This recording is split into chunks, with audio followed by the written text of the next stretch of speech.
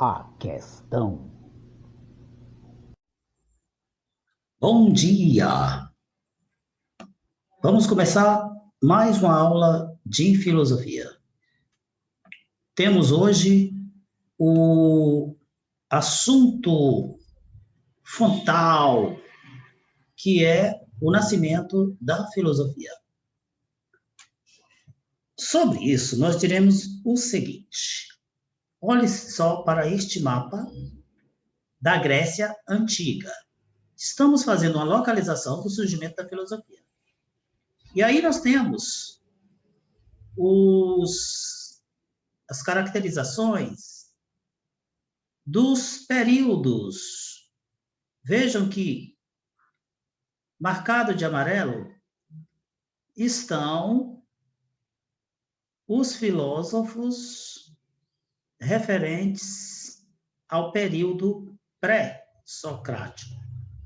Aqui de vermelho ou avermelhado temos o período clássico e de verde o período helenístico.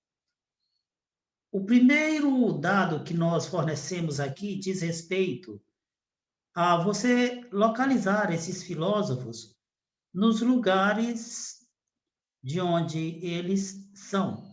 Você tem, por exemplo, Zenão, Parmênides, Xenófanes, são de Eleia. Você tem Empédocles, que é de Agrigento. E assim segue.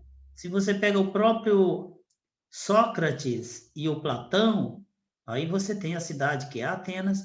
Isso ajuda muito na hora que você for fazer um estudo mais detalhado deles, porque sabendo o lugar de onde eles vêm, sabendo o tempo em que eles existiram, será mais fácil tentar localizar na história o contexto do qual eles saem, ou seja, o que acontecia nas cidades de onde eles vêm, no momento em que eles aparecem como grandes figuras da filosofia.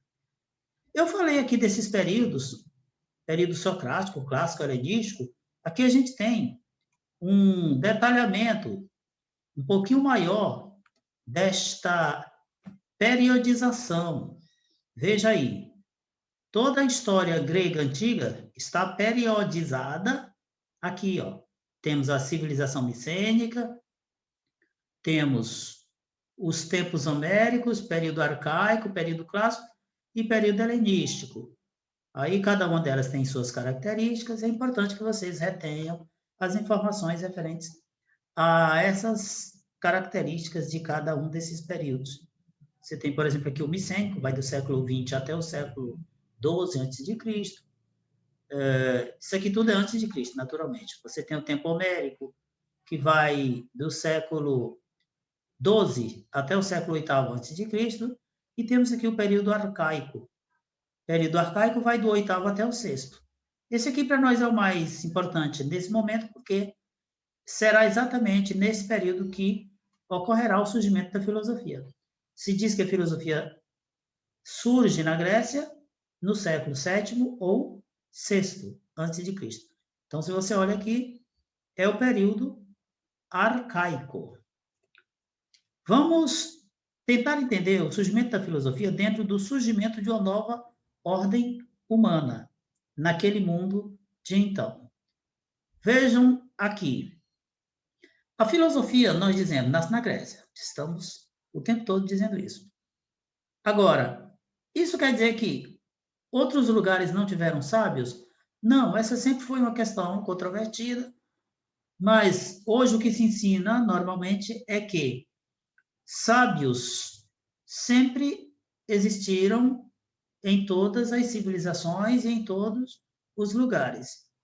E alguns desses sábios são anteriores aos filósofos gregos.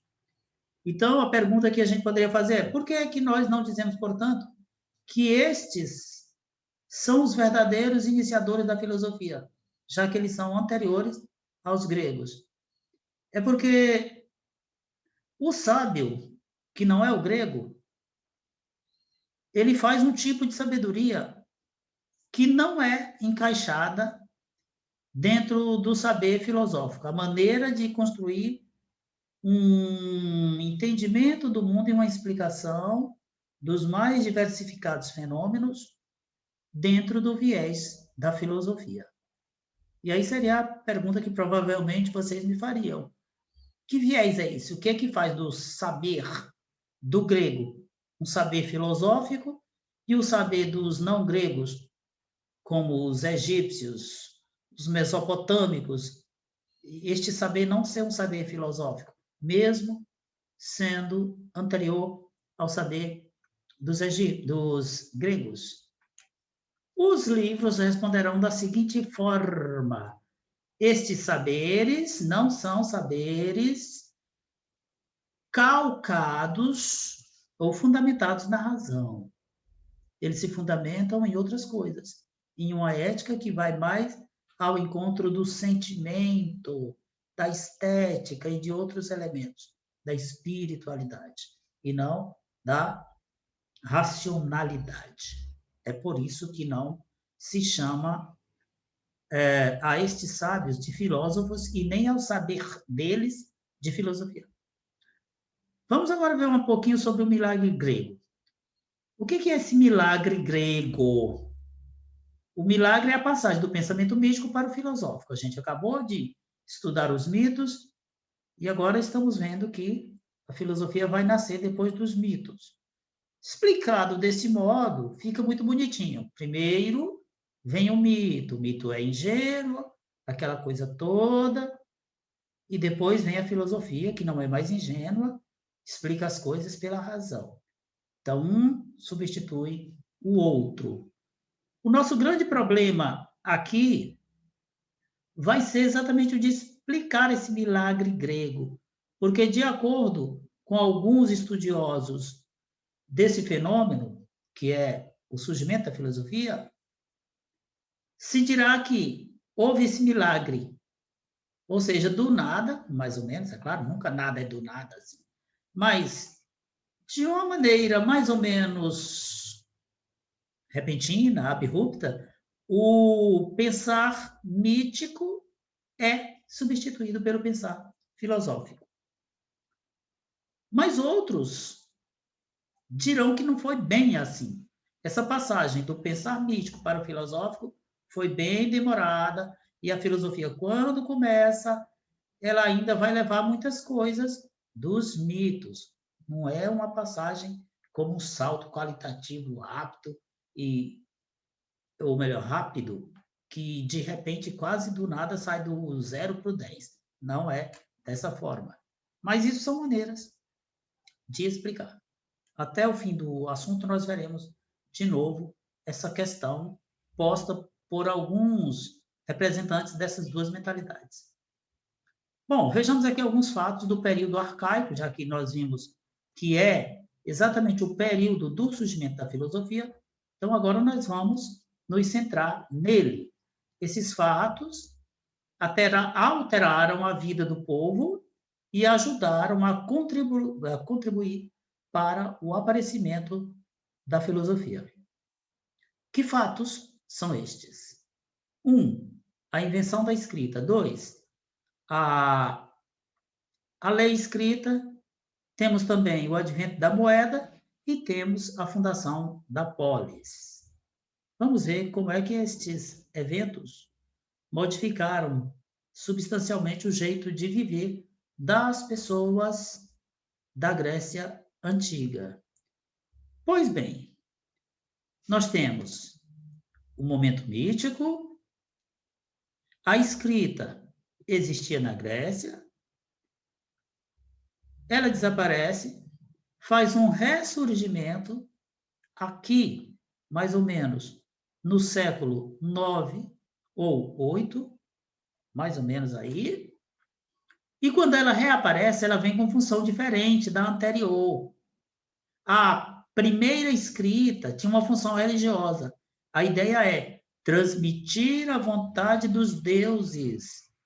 Os deuses falam pelos homens.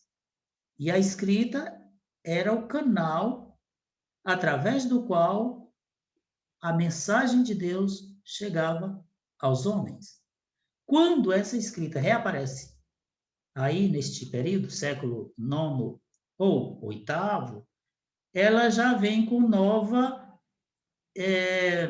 função, nova funcionalidade. Quando ela chega com essa nova funcionalidade, ela cria nas pessoas um novo hábito. E este novo hábito modifica substancialmente o jeito de ser e de pensar dessas pessoas. Imaginem a situação. No primeiro momento, é a mensagem dos deuses. Então, qual é a atitude de quem quer ouvir a mensagem dos deuses que vem pela escrita? Então, a atitude é de reverência. A escrita é a porta de entrada para a voz de Deus. Então, reverência à escrita. Mas nesta nova forma com a qual ela ressurge, ela não tem mais esta reverência, porque agora ela aparece com a função de expressar ideias de quem escreve. Não é mais a ideia de Deus, é a ideia de quem escreve. Essa ideia, uma vez chegada ao conhecimento dos que leem o que foi escrito, ela passa a ser deglutida, vou usar essa palavra. A pessoa lê, reflete, é isso que eu estou chamando de deglutição, e essa reflexão faz a pessoa se colocar dentro daquilo que foi posto, daquilo que foi comunicado através da escrita. Eu leio, reflito e me posiciono. Concordo, discordo. Quando eu me posiciono concordando ou discordando, aí eu estou ajudando a construir uma ideia mais perfeita daquilo que foi comunicado. A pessoa que comunicou, ela comunicou expressando a verdade daquilo que ela acha.